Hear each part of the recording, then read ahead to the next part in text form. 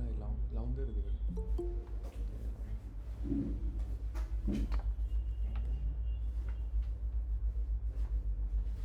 आतल्या आत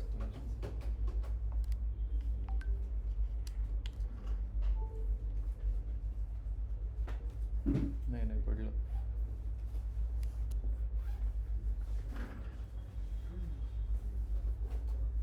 बस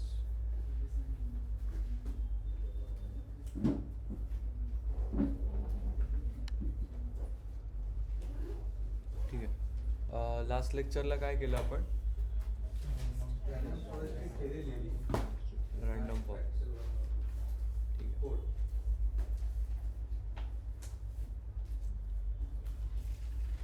random forest काय आहे, कसं वर्क करतं, कसं करतं सिद्धी वर्क, स्टेप्स काय random फॉरेस्टच्या?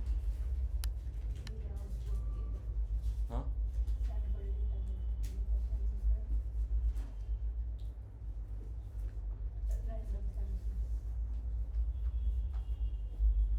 Explain me the working of random forest. Random forest मध्ये आंबा तेजस तेजस सांगेल. सॅम्पल डेटा घेतो, त्याच्यावरती मल्टिपल ट्री बनवतो.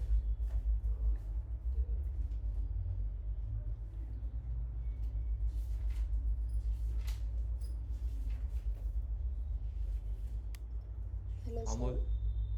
हां ठीक आहे. तेजश्री हां. हाँ सर, रॅन्डम फॉरेस्ट हे the group of decision tree, नाहीतर म्हणजे bunch of decision tree and decision tree सारखं वर्क करतं, but most of the decision tree सारखं वर्क करतं अँड रॅन्डमली कॉलम आणि रॅन्डमली रोज घेतं, खूप सारा डेटा असेल तर. रँडम फॉरेस्ट वर्क कसं काय? Explain me the working of random forest. हा इंटरव्ह्यू क्वेश्चन आहे. हां अमोल सांग. It is built a multiple decision tree and last merge viewer त्याचं prediction merge करतं all the branches in. अरे पण कसं बिल्ड मल्टिपल डिसिजन ट्री? काय अचानक बनतात का डिसिजन ट्री एवढे? कसं बनतं? मी शिकवलं होतं तुम्हाला.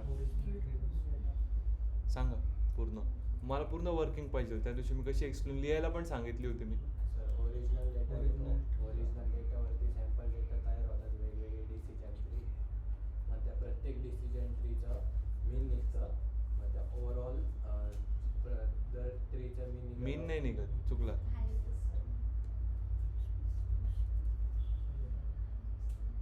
मेजॉरिटी. एक रँडम फॉरेस्टची वर्किंग सांगा तुम्ही. रिग्रेसर आणि क्लासिफायरची वर्किंग सांगताय मला. एक टिपिकल रँडम फॉरेस्ट काम कसं करतो? रिग्रेसर असो ती शेवटची गोष्ट आली, ती शेवटी आलं मेजॉरिटी किंवा मीन घेणं. वर्क कसा करतो? पहिले जर बरोबर सांगितलं, एक डिसिजन ट्री बनतो, त्याचा पुढे ओरिजिनल ट्रीला मल्टिपल डिसिजन ट्रीमध्ये डिवाइड करतो, त्याच्यानंतर त्या ट्रेन करतो. पण ते मल्टिपल डिसिजन ट्री कसे होतात ते सांगितलं होतं मी. मल्टिपल रँडमली त्याच्यात ओरिजिनल ट्री. करेक्ट. हा वर्ड गरजेचा आहे ना. रँडमली सिलेक्ट करतो, रँडमली ट्री सिलेक्ट करतो. म्हणजे नंबर्स अशा 1 2 3 4 5 घेतलं ना आपण, तर त्याच्यात 2 3 ते मी सॅम्पल घेतलं होतं ते हां. ते रँडमली ट्री जनरेट करतं, मग ते ट्रेन करतं आणि त्याच्यानंतर प्रेडिक्शन देतं. ठीक आहे. काय लिहून दिलं होतं मी? वर्किंग लिहिली आहे का कोणी व्यवस्थित? वाचा तर, कोणी व्यवस्थित लिहिलं असेल तर. Instead of taking prediction on one tree, we are taking on multiple trees.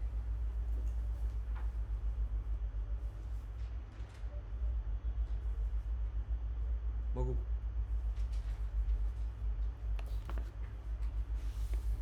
Step 1. Create multiple data set. Using bootstrap sampling, create many data sets from original data. Step 2. Build decision tree. For each data set, train a decision tree. Use random features selection at each split. हे तर एक decision tree बनलं.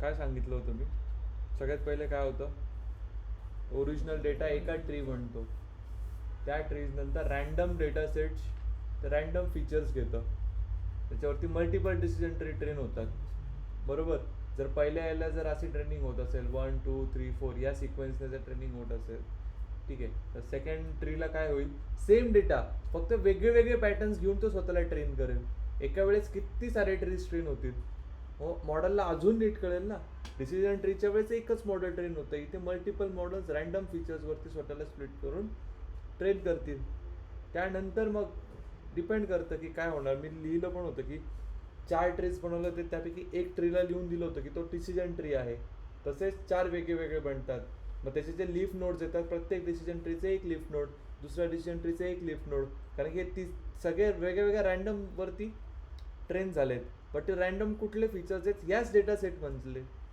समजतंय आणि मग लास्टला regressor असेल तर मेन क्लासिफायर असेल तर मॅक्झिमम बोट समजलं का गौरी नाही कळालं त्या दिवशी आल्या नव्हत्या मिस करा तुम्ही एक एक दिवस मिस करा पुढचा दिवस नाही कळणार आजचा दिवस मिस करा पुढचा दिवस नाही कळणार इथे येऊन बसलं असतात कोणाकडनं समजून घेतलं असतं पुढचे काय कळेल व्हिडिओ बघितली कसले MBA काल असेल ती कुठे तेच का बाणेरला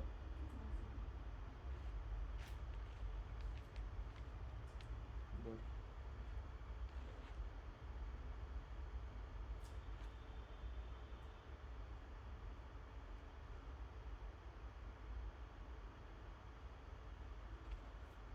मस्त लिहिलं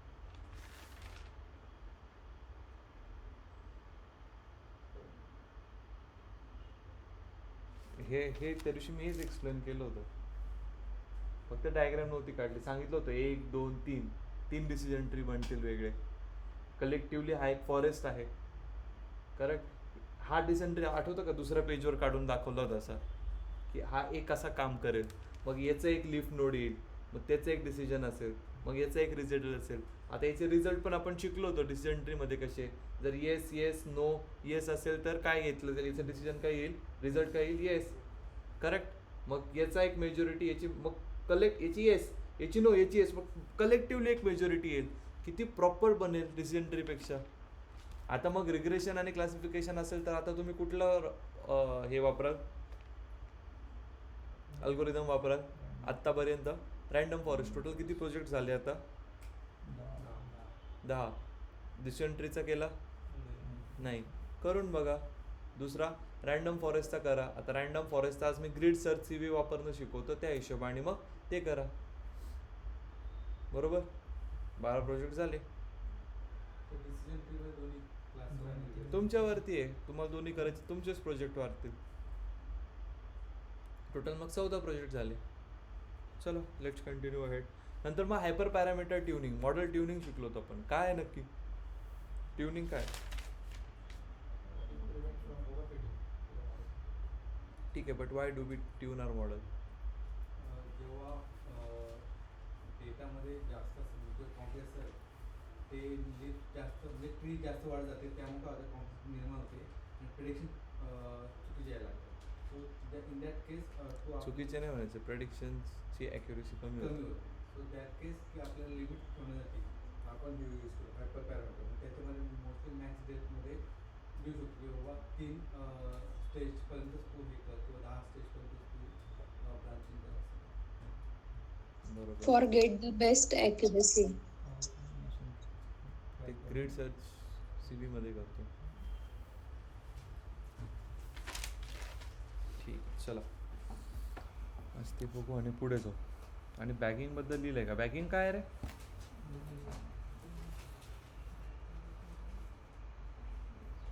असं नव्हतं तुम्ही बूथ स्ट्रॅप दिलं होतं तुम्ही बूथ स्ट्रॅप ॲग्रिगेशन बूथ स्ट्रॅप म्हणजे काय taking random sample from the original data set.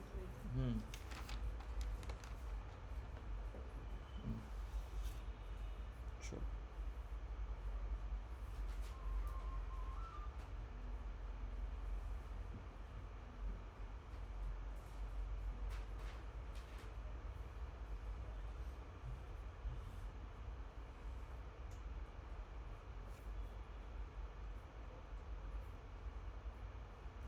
Connect नाही केलं का विंडोज की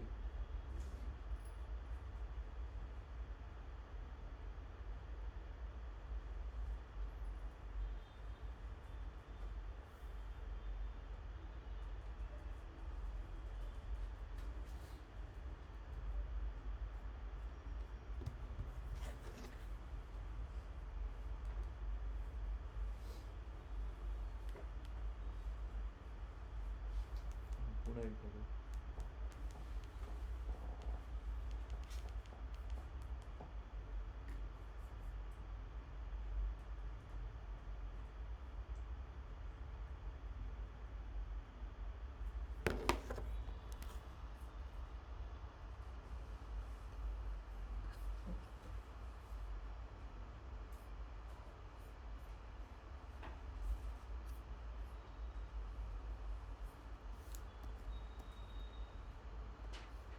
दिसतंय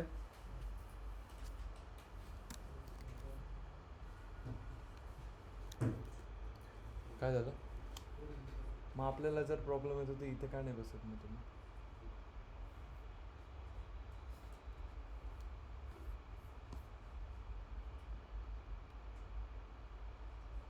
आता इथे याच्यात कर बरं फुल स्क्रीन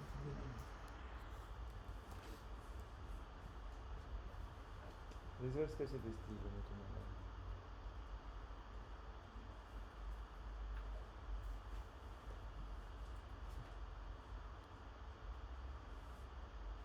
ठीक आहे रॅन्डम फॉरेस्ट किंवा डिसिजन ट्री कॉल करताना ठीक आहे आपण sklearn डॉट लिनियर रिग्रेशनला काय करायचं कॉल करताना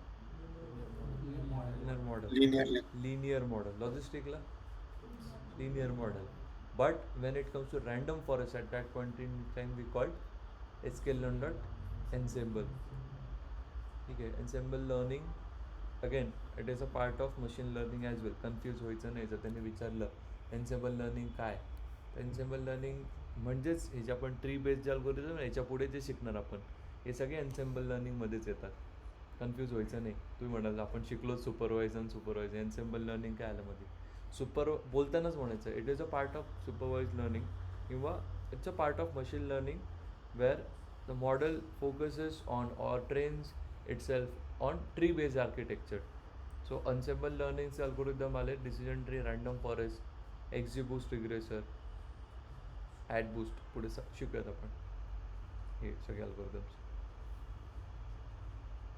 ठीक आहे आणि sklearn डॉट मॅट्रिक्स हे तर माहिती आहे क्लासिफायर आहे म्हणून ॲक्युरेसी स्कोअर कॉमा देऊन तुम्ही बाकीच्या घेऊ शकतात करेक्ट कुठलं येतं अजून प्रेसिजन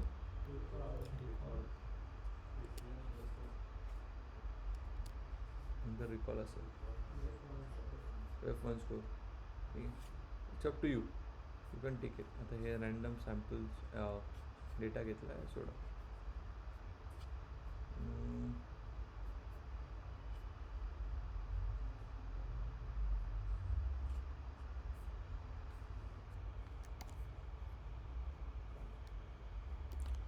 मलाच दिसत नाही तुम्हाला कसं दिसतं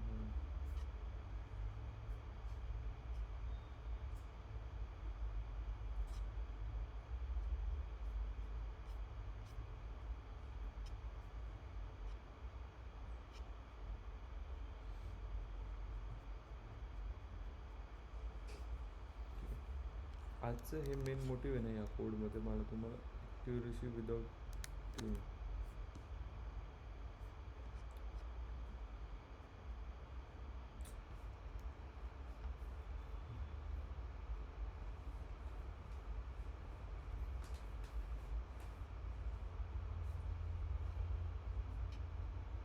या सगळ्या स्टेप्स माहिती आहे माहितीच असल्या पाहिजे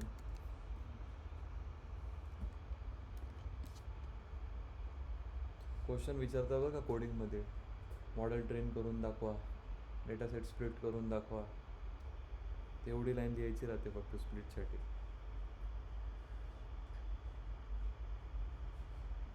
ओके इथे now just look over here very carefully ठीक आहे. आपण इथे काय कॉल केलं आहे, लेटचे मी याच्यात लिहितो मॉडेल इक्वल्स टू जो पण असेल, ठीक आहे, मॉडेल नेम. हे मी सगळं तुम्हाला रँडम फॉरेस्टसाठी सांगतो आहे. मॉडेल नेम, तुम्ही असं मॉडेल नेम कॉल केल्यानंतर काय करू शकतात माहिती आहे का, जे पण आपले हायपर पॅरामीटर्स आहेत ज्या दिवशी मी तुम्हाला लिहून दिले, काय हायपर पॅरामीटर्स, ठीक आहे, ते इथे तुम्ही डायरेक्टली सांगू शकता.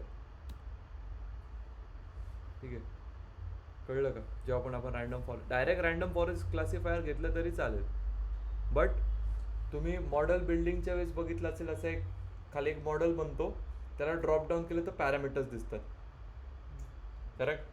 ते जर डिसिजन ट्री केलं असतं ट्रेन तर त्याचे पण पॅरामीटर्स दिसले असते. बरोबर दिसले होते का?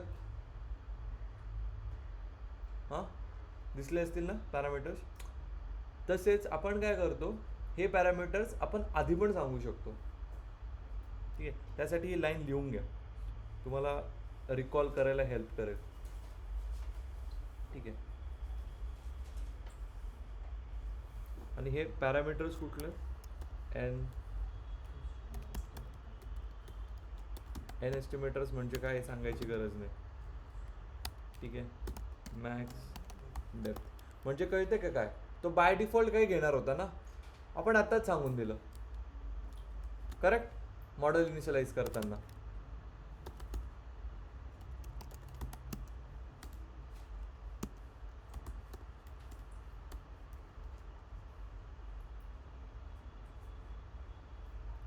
ठीक आहे.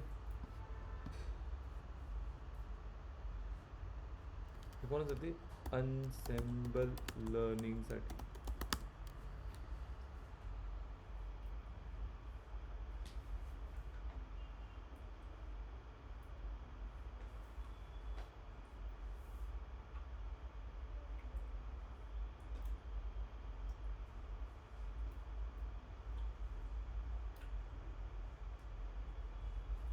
लिहिलं का?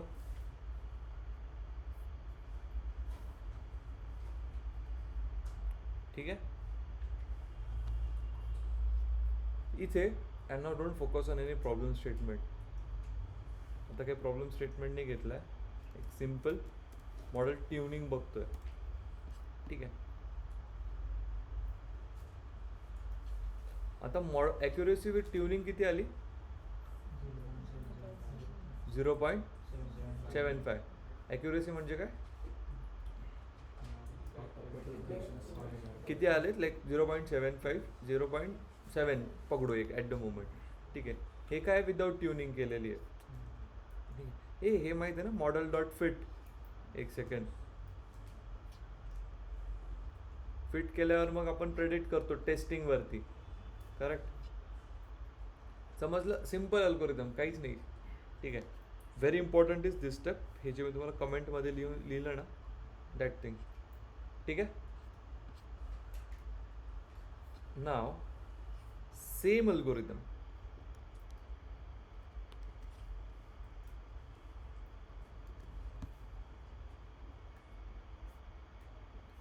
फक्त एक लक्ष द्या, मॉडेल डॉट सिलेक्शन मध्ये आपण ट्रेंड टेस्ट स्प्लिट घेतलं, त्यासोबतच आपण अजून एक गोष्ट मेन्शन केली, ती काय. आता ग्रिड सर्च सी व्ही काय करते,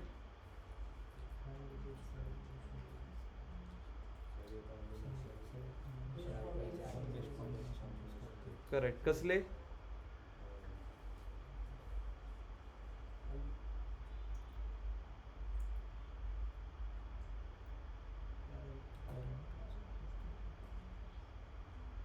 कसले हायपर पॅरामीटर्सचे, इडियट्स. मग मला सांगा, याच्यामध्ये आणि ग्रिड सर्च सीव्ही मध्ये काय डिफरन्स आहे. इथे पण तर आपण सगळे हायपर पॅरामीटर केलेत. शुभम, काय डिफरन्स आहे, नाही कळला का प्रश्न. ग्रिड सर्च सीव्ही काय आहे ते सांग.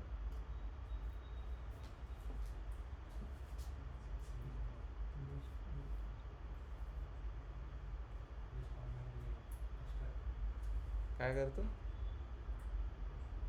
ए अमोल, त्याचा इंटरव्ह्यू पण तूच दे, मग फक्त पॅकेज तू घे.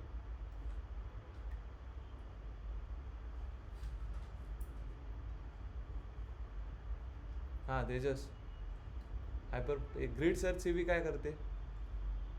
शुभम लिहिलंय आपण, वाच. नाही लिहिलं का? काय लिहिलंय त्यांना? तुम्ही सांगा काय लिहिलंय तुमच्या पुढे. ऑफ.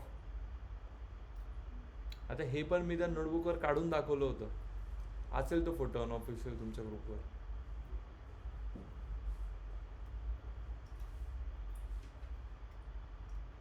काय म्हणून करत नाही रे तुम्ही? काय आहे Deepanshu grid search C V?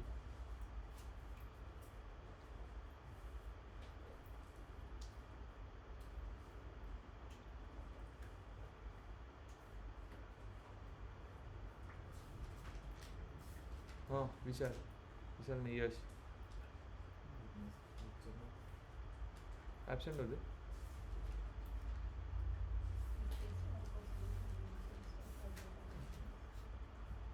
ठीक आहे, एक अशी ग्रीड आहे ज्याच्यामध्ये मी किती वेळा सांगितलं तुम्हाला, मी क्वेश्चन केल्यावर इंटरव्ह्यूमध्ये आन्सर देताय असा प्रयत्न करा जेणेकरून मी तुम्हाला करेक्ट करेल.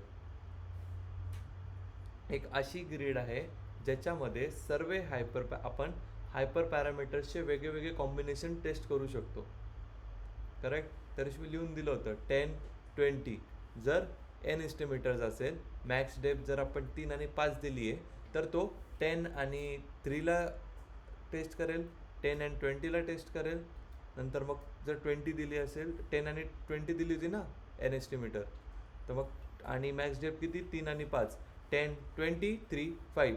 तर मग पहिले काय 10, 3, 10, 5, 20, 3, 25. असे वेगवेगळे कॉम्बिनेशन चेक करेल तो. हे आपण कशात बोललो होतो? ग्रीड सर्च सी व्हीमध्ये. तर माझा मी सिम्पल प्रश्न केला तुम्हाला की ग्रीड सर्च सी व्हीमध्ये आणि इथे आपण जे हायपर पॅरामीटर्स देतोय या दोघांमध्ये काय डिफरन्स आहे? Yes online.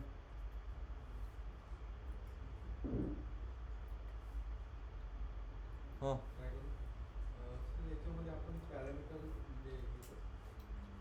मॅनिप्युलेट करतो, पण ग्रीड सर्चमध्ये तो स्वतः चालतो मध्ये कॉम्बिनेशन म्हणजे मॅनिप्युलेट थोडी काही नका बोल जाऊ. चेंज करतो ना ती व्हॅल्यू.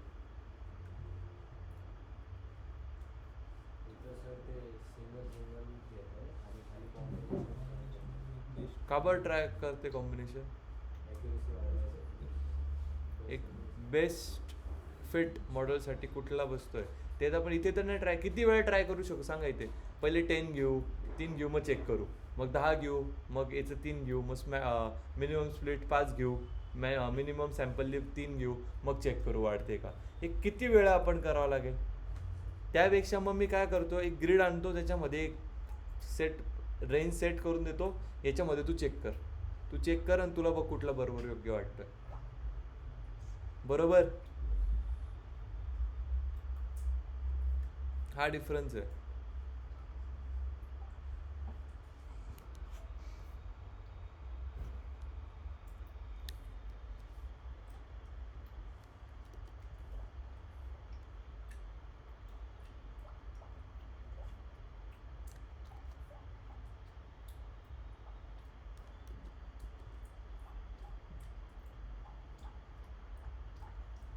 इथे मी तुम्हाला काय बोललो होतो की हा ना थोडं वाढवतोय.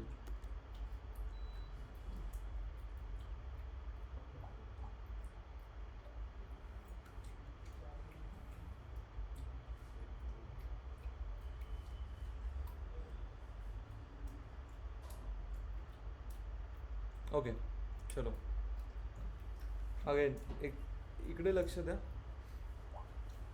जर मी इथे हायपर पॅरामीटर्स दिले नाही, विदाउट दिलं, तर मग कसं लिहिता येईल? अरे हे जर मी काढलं तर कसं बनवायचं तुम्ही मॉडेल? मॉडेल नेम आणि open and close bracket. Correct. तसंच इथे पण केलं आहे, करू शकता इथे पण तुम्ही. ठीक आहे. फक्त गोष्ट काय केली इथे नीट बघा. हे काय दिलंय? काय दिलंय ग्रीडमध्ये?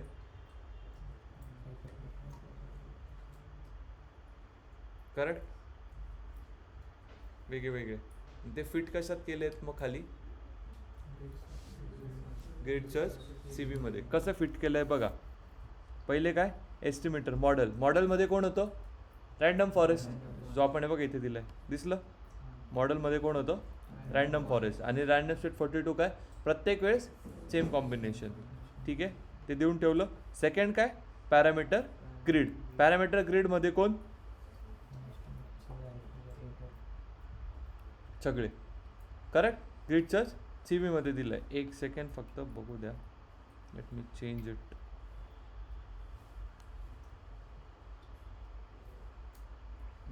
इथपर्यंत बरोबर आहे.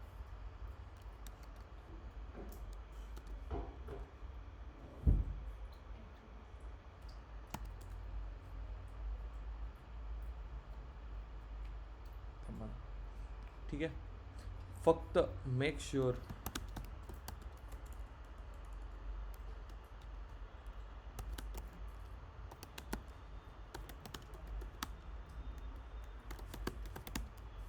नोट लिहून ठेवायची ही खूप इम्पॉर्टंट होती.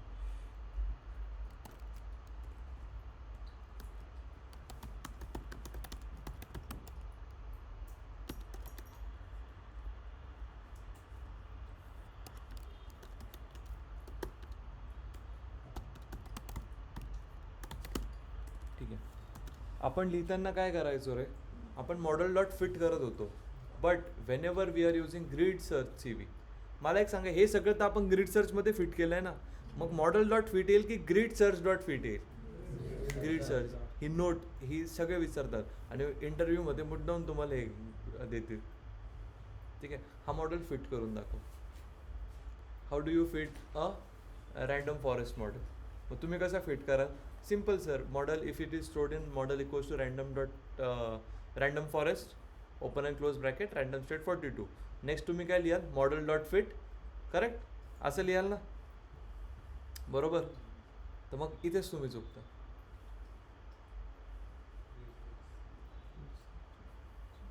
ठीक आहे, जर तुम्ही म्हणता आम्ही ग्रीड सर्च CV वापरली, तो म्हणे मग मला फिट करून दाखव, आणि तुम्ही लिहिता मॉडेल डॉट फिट, चुकले.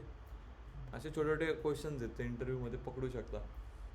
हे तुम्हाला नाही विचारत, ते फर्स्ट 1-1.5 वर्षाचं, 1 वर्षाचा एक्सपिरियन्स जर असेल ना, 1-1.5 वर्ष, तर त्याला असे विचारतात.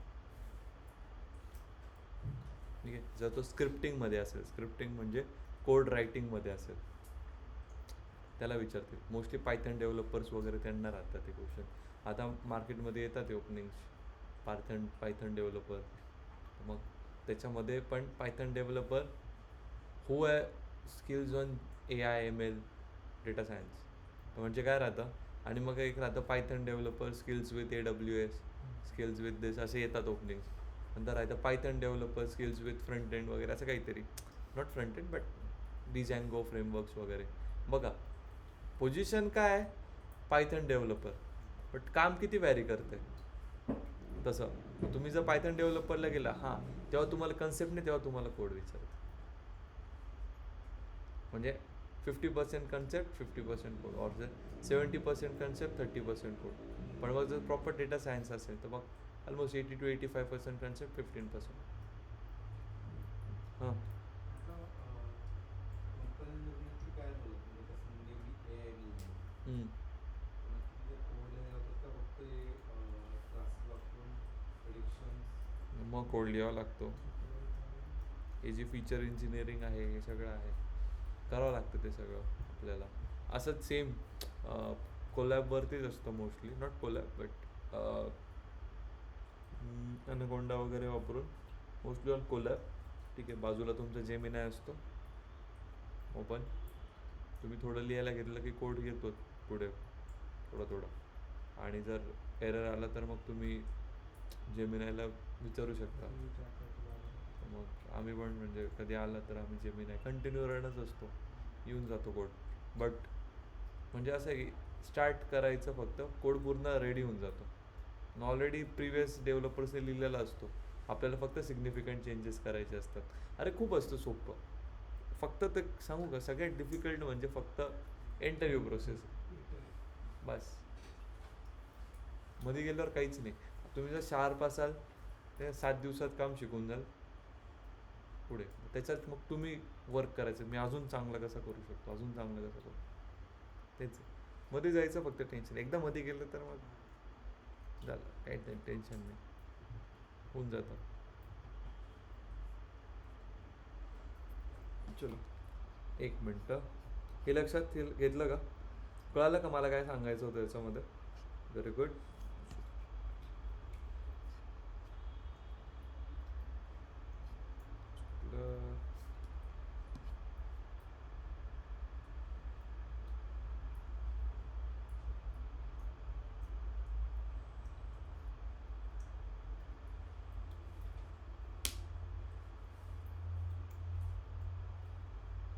हिला वेळ का लागतोय रे?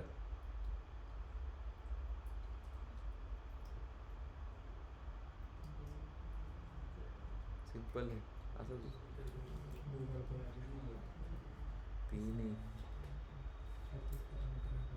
करेक्ट.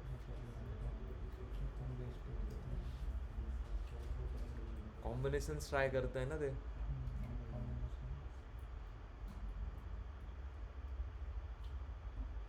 प्रेझेन्स ऑफ माइंड खूप तुमचा खराब आहे बरं का. काम करा त्याच्यावर.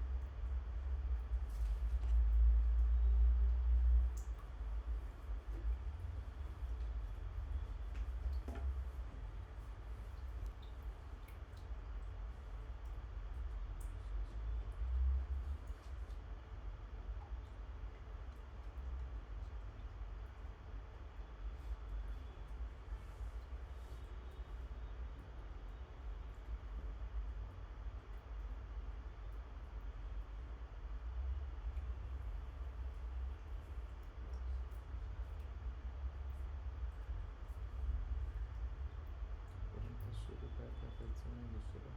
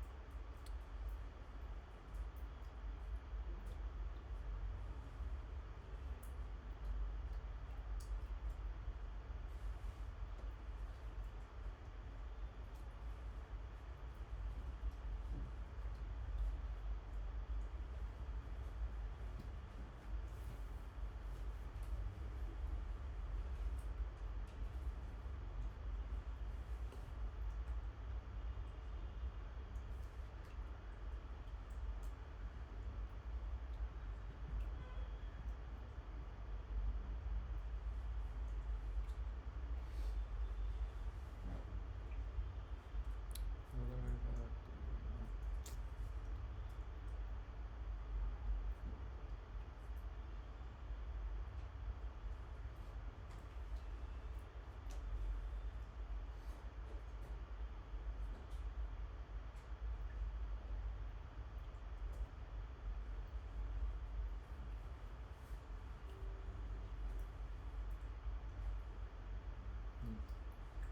ओके झालं. काय आलं रे difference?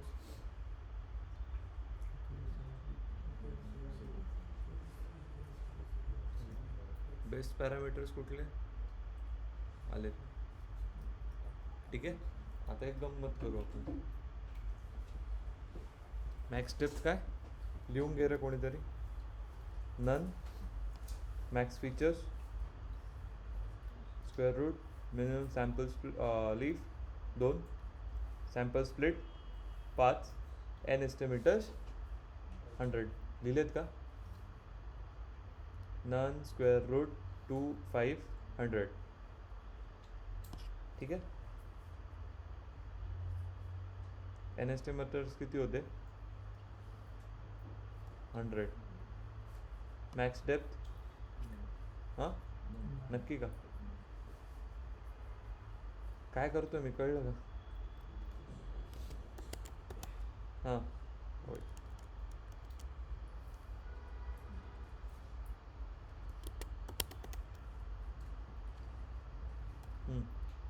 Minimum sample split sample ली 5च होते ना. चलो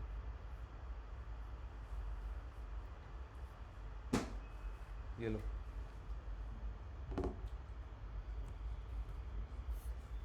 आलं का, कळलं का आता ग्रिड सर्च सी व्ही किती पॉवरफुल आहे एन्सेम्बल लर्निंगमध्ये. कळलं काय डाऊट. आता हे तुम्हाला शोधायला किती वेळ लागला असता हे करायला तुम्हाला. प्रॉब्लेम कळला का काय होता.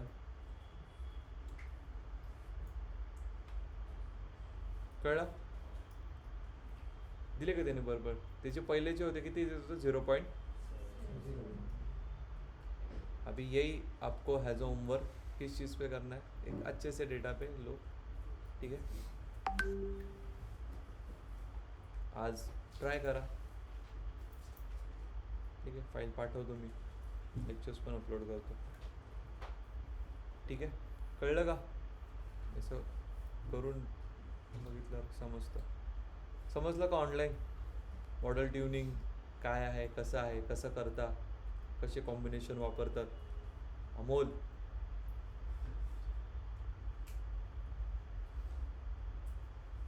इम्पॉर्टंट आहे का.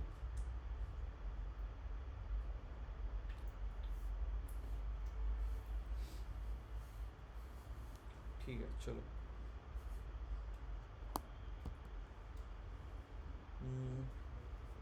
Next boosting.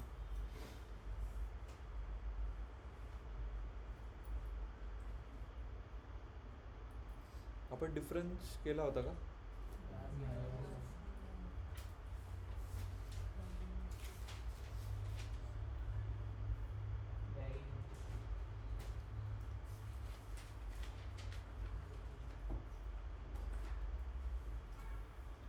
Forecast, intelligence strategy.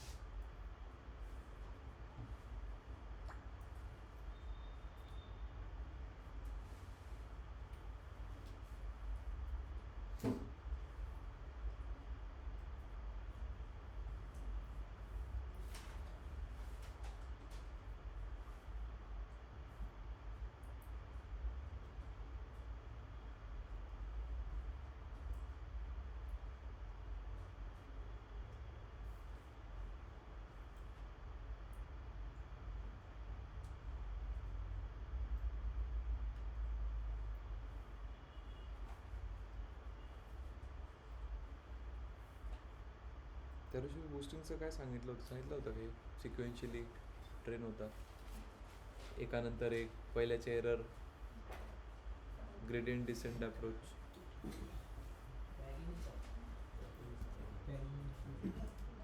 नाही म्हणजे सांगितलं होतं की बॅगिंग बूस्टिंग डिफरन्स. हां तेच काहीतरी तर सांगितलं असेल. काही नाही आहे बूस्टिंग त्या दिवशी पण बोललो होतो मी, आठवतं मला. सिक्वेन्शियली सॉल्व करतं. सिक्वेन्शियली सॉल्व करतं म्हणजे काय. पहिल्या ट्रीने आता पॅरलरी करत होतो आपण, पॅरलरी ट्रीज बनत होतात ना बरोबर. इथे सिक्वेन्शियली बनतात एकानंतर दुसरं, दुसऱ्यानंतर तिसरं. पण कसं पहिल्या ट्रीने जे मिस्टेक केले ना पुढचा नाही केलं त्याचं पुढचा नाही असं. समजलं का. आता सुरू करायचं की उद्या करायचं. मला काही प्रॉब्लेम नाही. त्याच्यात इमेजेस आहे तुम्हाला इकडे आणावं लागतं.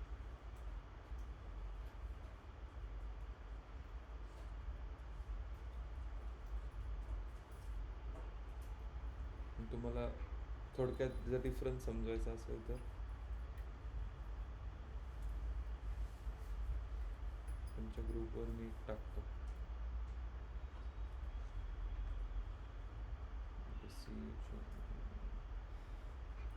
फेब.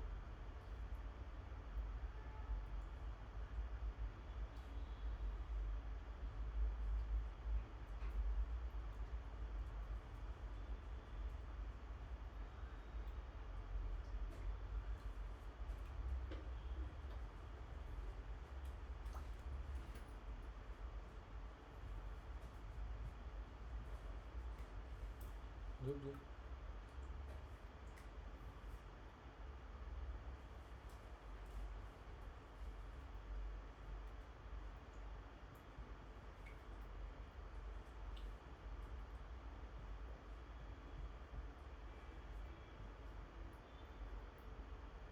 मस्त इमेज होतं डिफरन्ससाठी. हे बघा, याच्यावरनं बघू किती लोकांचं डोकं चालतं. बघा पाठवतो.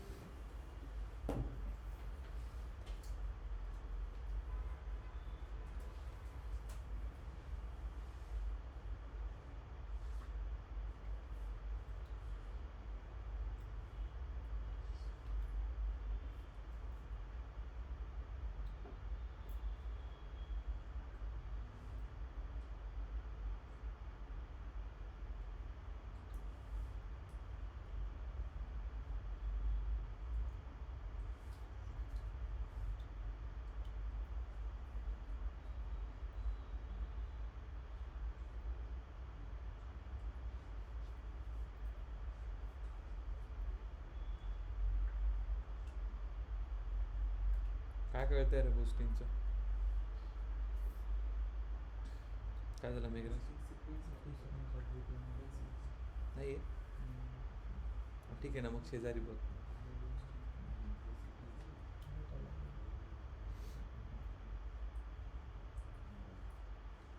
हां काय करताय अनुज? बॅगिंग पॅरलली डेव्हलप करतो आहे बुस्टिंग सिक्वेन्शियल आणि बुस्टिंगमध्ये जे मॉडेल 1मध्ये एरर सांगत ते मॉडेल 2मध्ये म्हणजे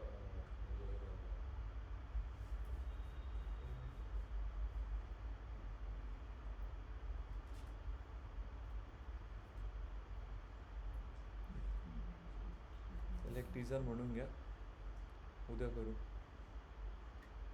बॅगिंग बूस्टिंग, आता सगळे बूस्टिंग बेस्ड अल्गोरिदम सुरू होतील. So homework, decision tree regressor आणि रँडम फॉरेस्ट क्लासिफायर याचे 2 मला उद्या पाहिजे. बाकीचे 2 तुम्ही मग तुमच्या घरी करा. ठीक आहे. याची फाईल मी सेव्ह करतो.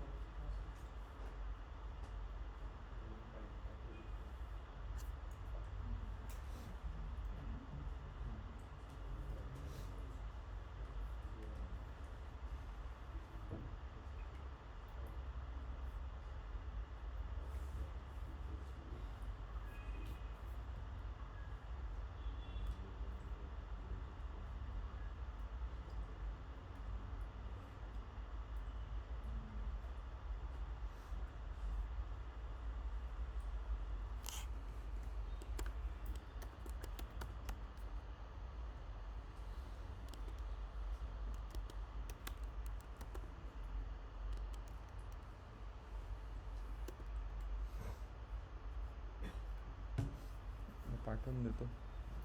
ठीक आहे. Okay then we stop for today. समजलं सगळ्यांना ग्रिड सर्च CV? काय डिफिकल्टी? ठीक आहे. चल.